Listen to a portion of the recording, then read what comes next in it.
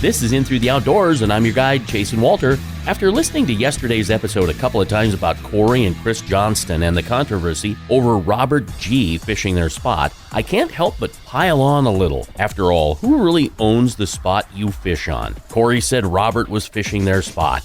Their spot.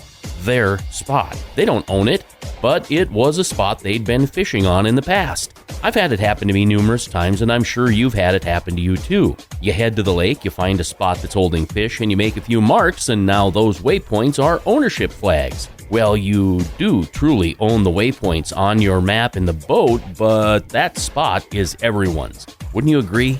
I've had a few spots that I've fished numerous times for numerous years. Spots that are pretty good for catching fish when all of a sudden I come around the corner to slowly move into my spot and there's someone there with an Iowa, Minnesota, or North Dakota tag on their boat. Out-of-staters. I have no problem with that. I have no problem with the fact that they are on my doggone spot because it's really not my spot to begin with. I'm sure other anglers have found that spot and have marked it as well. If it produces fish year after year, it is a good spot, but nobody owns it. My spots are my spots and your spots are your spots, but they are all our spots, and the best way to claim them for the day is to be there first. Be kind, be courteous, be thoughtful, be respectful, and save the knuckle sandwich for a different fight. And of course, we all know you can't whoop up on karma.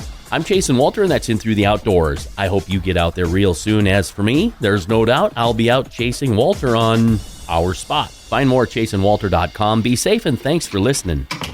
If you like what you hear and you want to listen to more, you'll find tons of stuff on my website at chasenwalter.com, including Between Hook Sets, the Real Story podcast, every Wednesday night at 7 p.m. on Facebook, YouTube, and wherever you dabble in podcasts.